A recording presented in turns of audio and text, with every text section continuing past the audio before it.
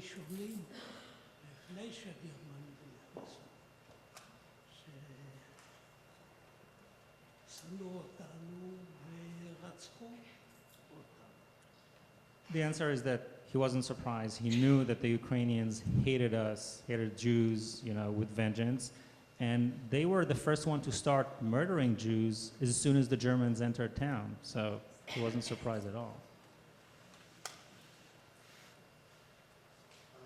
I'm curious if, obviously, his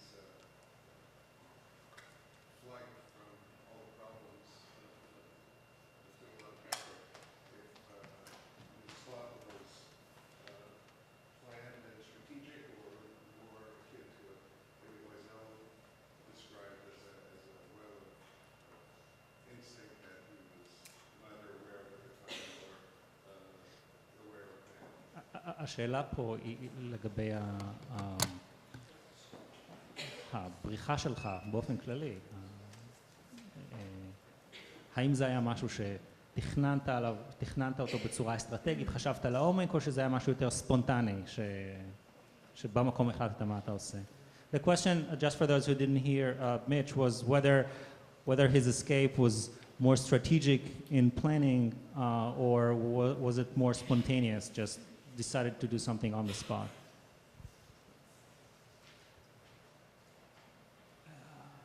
ההגנה שלנו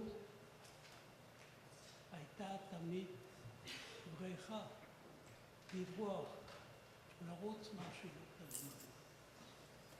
כל הסביבה שנאה אותי. אוקראינים, גם הפולנים לא אהבו אותי.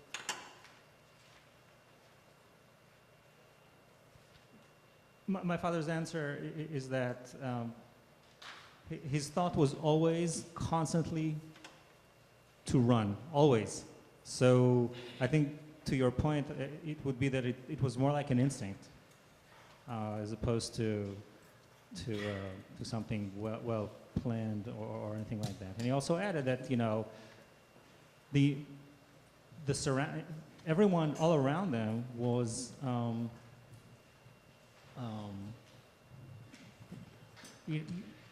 the Ukrainians and also many of the Poles also hated them, and they had to look out, and try to hunt them as well. So they had to be careful of those guys as well. But the instinct was constantly to just run. בכפר שהייתי היה פארם, ושם היו כמה עשרות יהודים, 50-60 יהודים,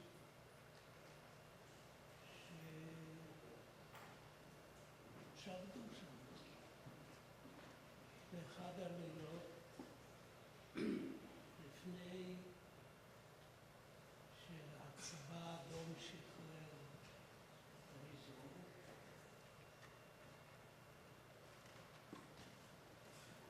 באו במדים של גרמנים,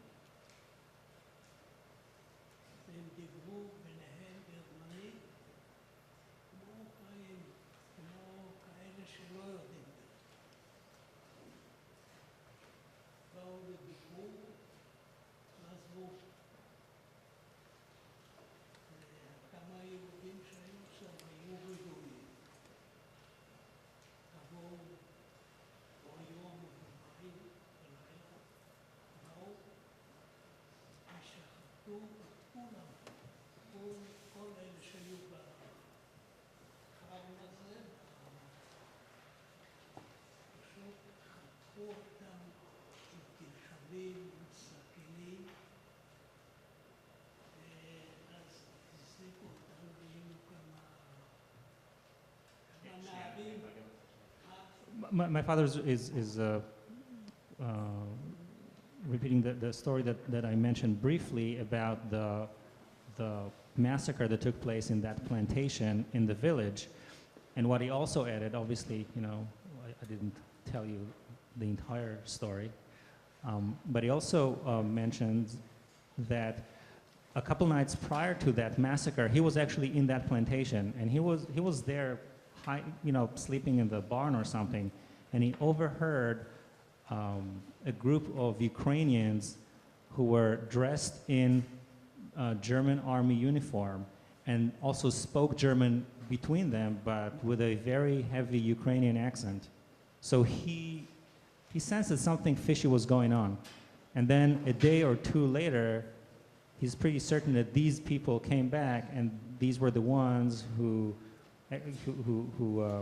butchered all the 50 or 60 laborers who lived on that farm. And he said, the massacre was, they just slashed and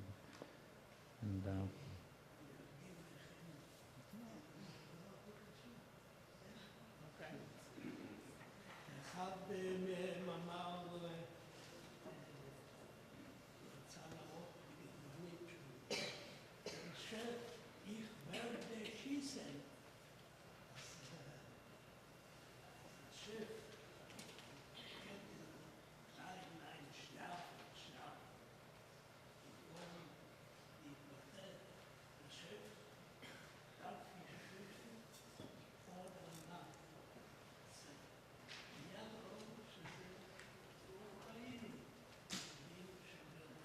That, ladies and gentlemen, was a demonstration of how those Ukrainians spoke German in a very heavy Ukrainian accent, as opposed to how they should have said what they did if they had no accent.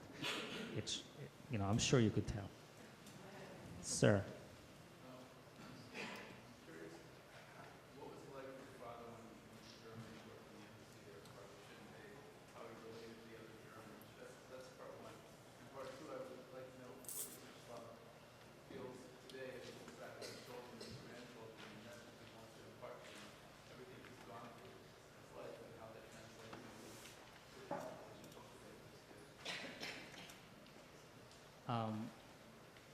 השאלה הראשונה הייתה, כשגרנו בגרמניה ואתה עבדת בשגרירות בין גרמנים, מה הייתה ההרגשה שלך לנוכח כל מה שעברת?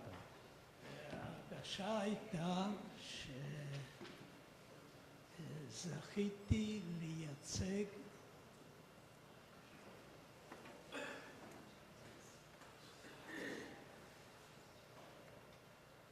מדינת ישראל דווקא בגרמניה. So the question was, how did you feel when you lived in Germany and served in the Israeli embassy? How did you feel that you were in Germany surrounded by Germans after what you've been through? And the answer was that I was proud to represent the state of Israel in that country.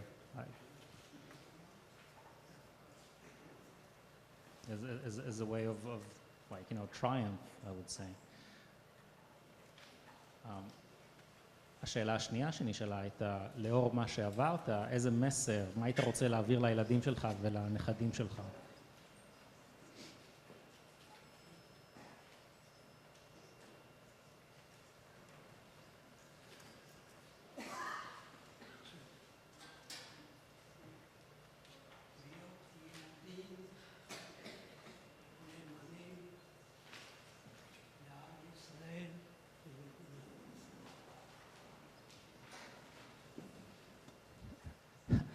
I don't think I need to translate this, but the question was, what message do you have to convey to your kids and your grandkids? And the answer was just to be loyal Jews to the Jewish people and to the Jewish state, to the state of Israel. What is his initial reaction when his grandchildren or say grandchildren a man that saved his life for the state? השאלה היא, מה הייתה התגובה שלך כשהבנת שהילדה שלך לומדת באותה כיתה עם הילדה של מי שהציל אותך מהרכבת?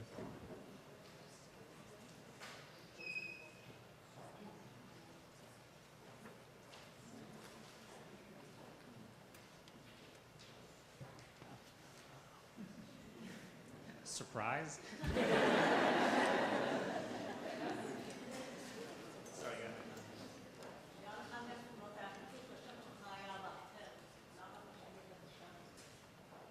So the question is, it says that on the in the presentation that the family name was Wachtel. So how come you change it to Slav?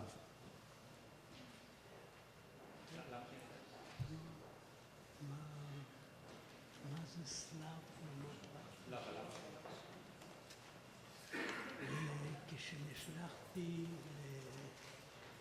לשליחות חוץ, הייתה הוראה של בן-גוריון, שמי שיוצא בשליחות רשמית, יעברת את שמו. First of all, my father says that Slav is Wachtel in Hebrew. It's quail.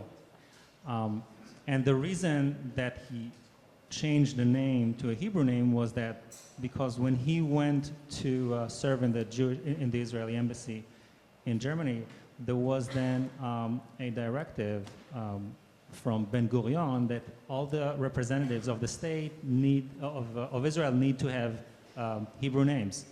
So it was very very common for people to change their name because of that.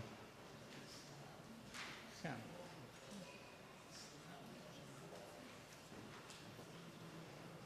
Slav שאכלו אבותינו במדבר.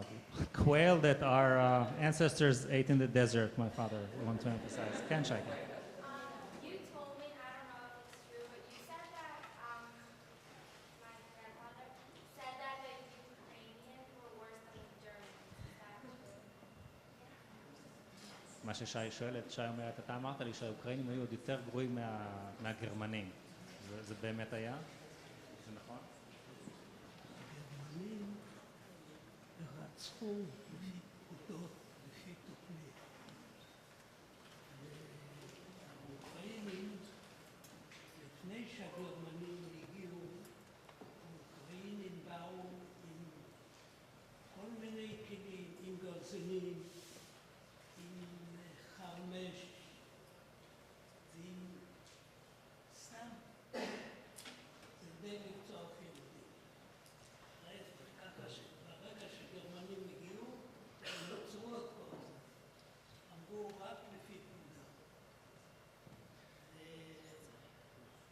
ככה זה היה. So the, רצחו יותר טוב מהאוקראינים. So the answer was that in comparison between the Germans and the Ukrainians as perpetrators and as murderers of Jews, while the Germans were more efficient, they did this methodically. They had the orders and they executed them, whereas the Ukrainians just killed with passion, spontaneously, and also the way that they carry out their attack. And actually, as we mentioned in the presentation, as soon as the Germans solidified their control, the Ukrainian pogroms subsided. Maybe we'll take a couple more and then please go ahead. This one through the presentation, you mentioned how your grandfather had told your father how he should run and where he should hide. Right. And I was interested to know, was this something that started once the German invasion took place, or was this something he was always telling his kids, how they should try to survive? And second, why is it that he felt that he had that sort of fearlessness that he could take this information his father gave him and really put it to use? אז השאלה זה, הזכרתי שאבא שלך לימד אתכם לרוץ בזיגזג, והוא לימד אתכם לרוץ למקום הכי חשוך ביער. אז השאלה היא, האם זה דברים שהוא אמר לכם כשהגרמנים הגיעו ולהתכונן לקראת זה, או שדברים שהוא תמיד גדלתם עליהם? הוא היה מספר סיפורים מהקרבות מתקופת מלחמת העולם הראשונה. אבל כשהגרמנים פלשו, אז הוא התייחס בהתאם למצב. So to answer your first question, his father was a World War I veteran, so he was always, telling them, battle stories from way back when. But when the Germans invaded, then he repeated this, with much more particular, in that particular context. השאלה השנייה הייתה, אמרו לך, אבא שלך לימד לך לרוץ בזיגזג, מה גרם לך להאמין שאתה תצליח ליישם את זה, ובאמת זה... יישמתי את זה,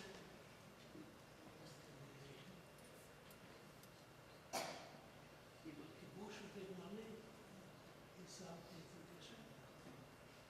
Yeah, you know, the answer to your second question is, yeah, in practice, that's what he did. He just carried out whatever he was taught, without, I guess, thinking about it too much. כן, כזו. מה? מתי הכל הפסיק? מתי הכל הפסיק? ב-1943, כשהרוסים שחררו את שורטקוב. Zohar was asking, when did everything stop? And I said, when the Russians liberated Shortkov.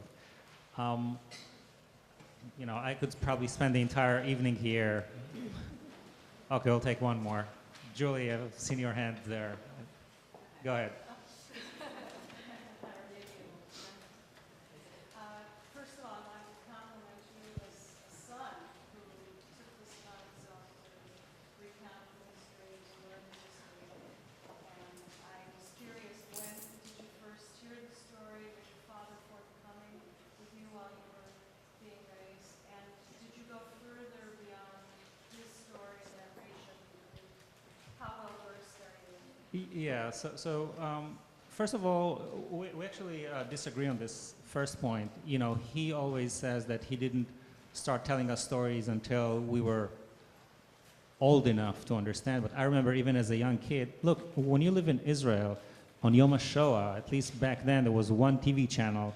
All you would see is that, you know, footage from Auschwitz and, you know, stuff that here probably people will rate, you know, R and will not let any kids watch. You know, this is what we watched as young kids.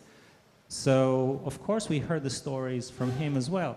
Not everything, you know. I knew since when I was remember myself that he jumped from the train. I knew that story. I never knew, for example, the story that he jumped from the truck when the ghetto was liquidated. So I didn't know all the stories, but bits and pieces we knew all along. Regarding your second question, you know, my goal was to try and take his story and put it, you know, in the context. Like, you know, for example, the first action took place when, he doesn't know exactly, but, you know, we have other records, you know, there's the Chortkov book of, you know, testimonials of, you know, there was the Russian investigative committee that worked after the war to unearth some of the Nazis' crimes. So there is a lot of background information that, you know, I try to also include in this presentation, and you know, I was trying to mention whenever it was something I heard from him or from other sources. You know, the first action, all he knew was that he hid behind this pile of junk and he got out when it was over. Julie. So there are a couple, you know, situations which, you know, which is obviously to tell the story after the fact. Well, it's also amazing, but what went into some of the decisions, like, why was he and his sister in the room? Were they intentionally taught being a decoy, or was that just accidentally playing there and that's how it ended up after the fact? אז השאלה, כשתפסו אותך ואת גניה, איך זה, למה דווקא אימא שלך ושני האחים התחברו ואתה וגניה נשארתם? זה היה במקרה ככה או שזה היה מתוכנן? היינו ההגנה של הילד, היא גם אימא וגם האח הקטן וגם אחותי. הם היו יותר קלים להיתפס, לא לנסות לברוח או לתכנן.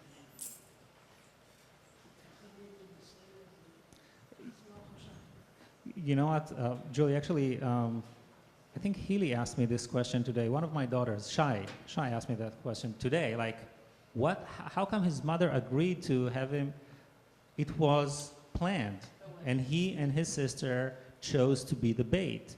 And he said that the reason they did this was because they were considered themselves to be much more resourceful and have better chances of success in escaping if they were caught relative to his mother and, you know, his younger kid and his older sister. I know that there, you know what, maybe when we break up, if people would like to approach my dad and ask more questions, but I think it's really, you know, it's 8:30 already, so I'll finish it here. So thank you very much.